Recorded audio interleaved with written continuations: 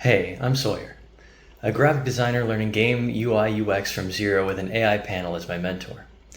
In this lesson, I learned about usability and accessibility and the fundamentals that go into those things. So to start off, I figured for this episode I'd actually show you the Claude lesson plan for this lesson.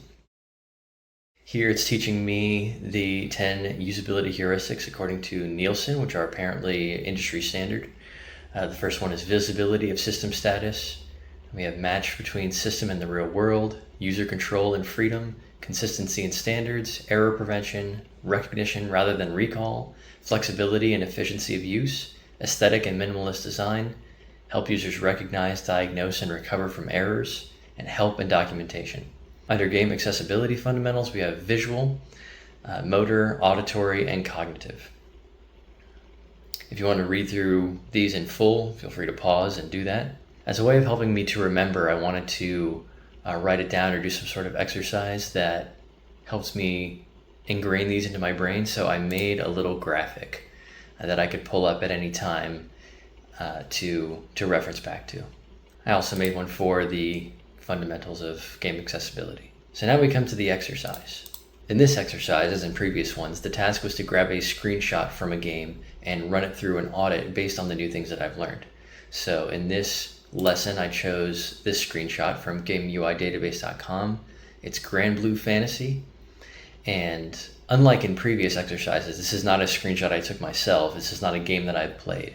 I thought it'd be interesting to go at one with a game that I'm unfamiliar with and just analyze it purely from what I can see from the screenshot. The task was to go down the list of the usability heuristics and the game accessibility fundamentals and note any errors anywhere that it was falling short and write out not only what I thought it was causing an issue, but also a solution. In this case, the first one I caught was button mapping.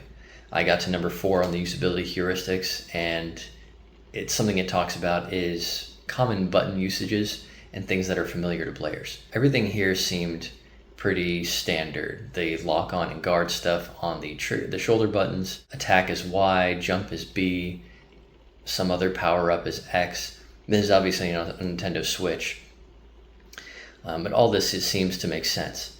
From what I can see here, you would hold R to maybe open up a sub menu for skill attacks that would change the function of A, B, X, and Y. That's totally standard.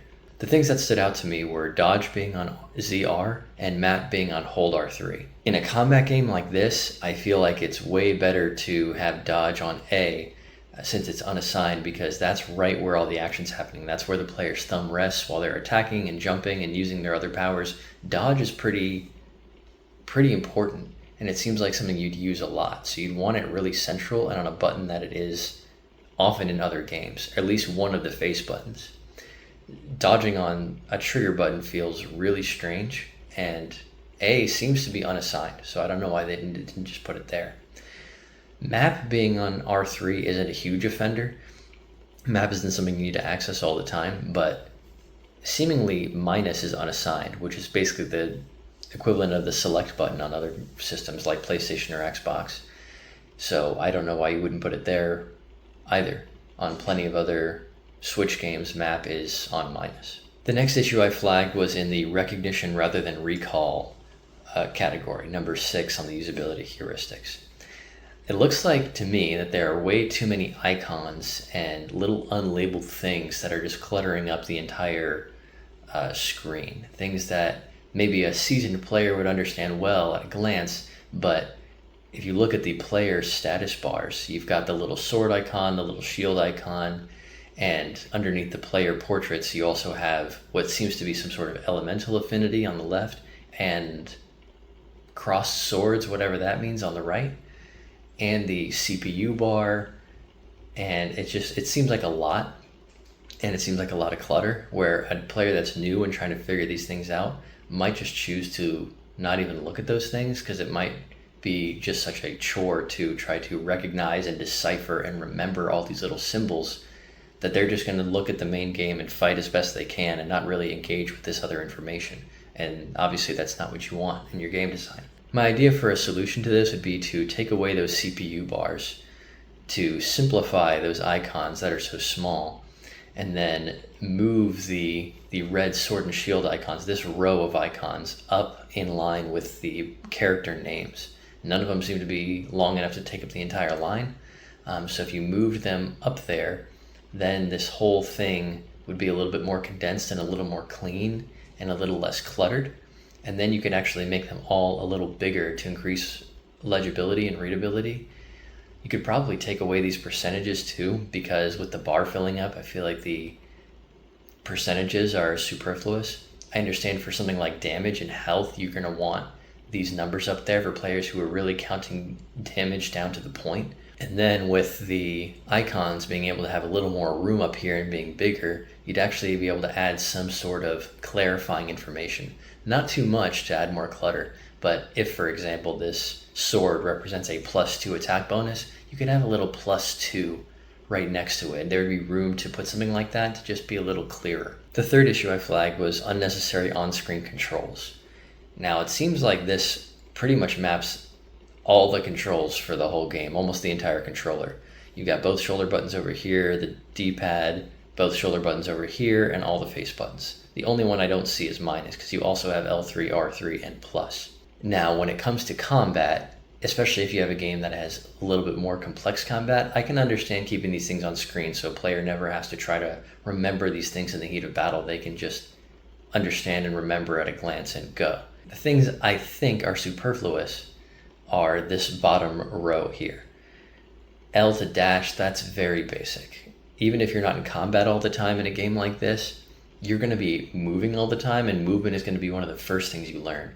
And part of that movement is dashing, using L to move your character around in any direction and to dash or sprint. That doesn't really need to be on screen. That's something a player is going to learn and remember almost instantly. The map is not something you need to access during combat, and I can almost understand why you would want it on screen because it's such an unusual button, but if you already reassigned it to a better button, that would be unnecessary.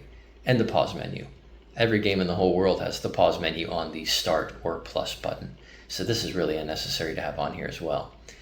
If you removed this whole row, this element over here and this element over here could both move down and give the player even more open, space in the center of the screen to focus on what's actually going on in the game. That issue addresses number 8, aesthetic and minimalist design. The last two items I flagged, I personally categorize as minor. One of them being the art for these items in the item wheel here. To me, at a glance, they're not very clear. They seem like they're the exact same sort of contrast and brightness as the background. They don't pop, and I'm not able to pick them out clearly. They seem to be color-coded, green for health to match the health bar, but these two healing items don't look very different to me as far as something I can discern at a glance. I can see that they both heal because they're both green, but if I'm supposed to understand that one is stronger than the other, if I sit here and look at it, I can understand that this slightly bigger bottle is probably the bigger heal, but because they're both shrunk down to the same icon size, that's really not a difference that I can pick up easily or quickly when I'm trying to fight something like a Quackadive. My proposed solution to this would be to maybe simplify the art style a little bit and remove some of this really complex lighting, or at least darken the background so that they don't just blend together so much, or even adding something like a drop shadow on these icons to make them pop out from the background. The last thing I noted is the white text in these character status bars for level and name. In this particular instance, where you're in a very dark background, they show up really good. But if you were to enter a space with a lighter background, a lighter backdrop, they might really get lost.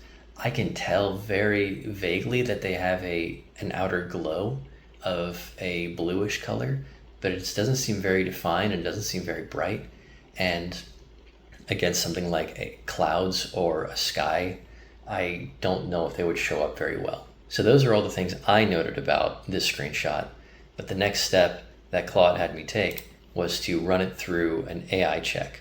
So using the design accessibility review skill that I incorporated into Claude, I actually gave it the same screenshot and tried to see what it said. Now, it warned me ahead of time that this skill is primarily to assess websites, so there's certain game-related terminology and design principles that it's not going to pick up on the same way that I did.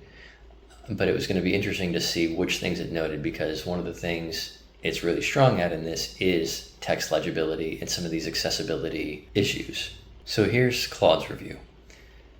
One of the things it rated as critical, where I rated it as minor, was that light UI text and how legible it is. And I get where it's coming from here. If you can't read important information, sometimes that means you can't play the game. It doesn't always mean that, and I think maybe critical is a bit much, but I can understand how this could be a very limiting factor in a game where the information on screen is critical. Something else I picked up on that I didn't note at all is the floating damage numbers.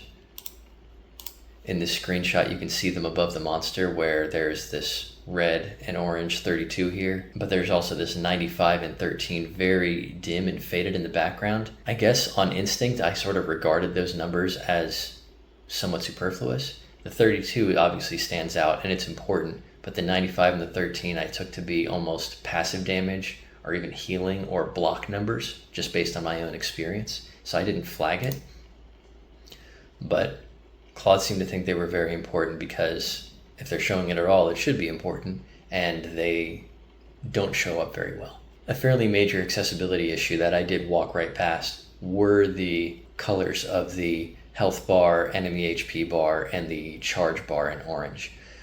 Now, the note here is for accessibility, if someone's colorblind, they're not going to be able to differentiate those things very well.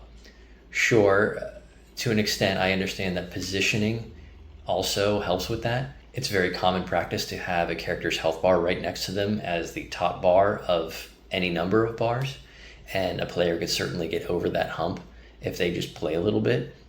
But I can understand how having some other small but clear signifier could set this apart and make it a non-issue. Something that I think I adjusted to quickly and therefore didn't note as a design flaw was also the size of the text. I noted the density and the clutter of the whole interface. There's a lot going on here, but perhaps at my viewing distance, I just took it in, and when I was in analyze mode, I just read everything clearly one at a time, instead of having the experience of taking it in a high stakes combat scenario like what's going on screen here. So things like this percentage for the charge bar and even these numbers for the health bar are pretty small, and at a distance they might be basically illegible.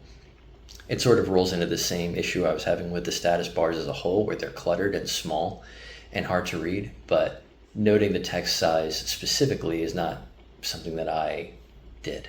Something Claude and I both agreed on and both noted was that information density, the clutter. There's a lot going on screen, and a solution that it had taught me about in a previous lesson that I didn't think to apply here, which I wish I would have, is to have information that comes and goes as needed. So certain abilities, certain information about the characters that only appears on screen when it's relevant.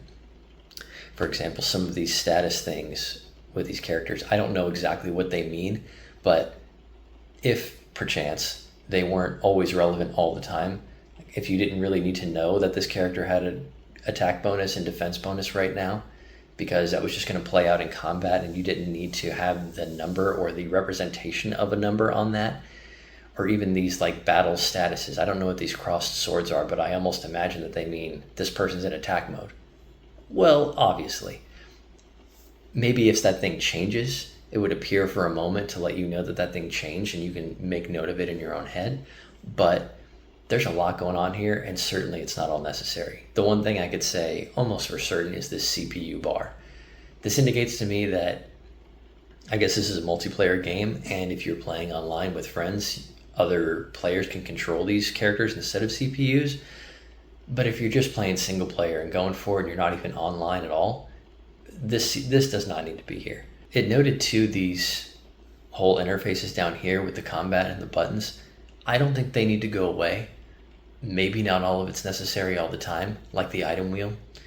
And there is some layering going on here. Like I imagine that if you hold R on the skills here, that this whole ABXY changes to a skills version of this. So you would hold down R and use your skill on maybe Y or B, and then you release it and it would come back to this. Some of the minor things it noted were those same color, text, contrast points, as well as running some numbers on the contrast of the text with the current background, noting that the background is going to be constantly changing. You're always going to be in a different environment or a different angle, so it's hard to know.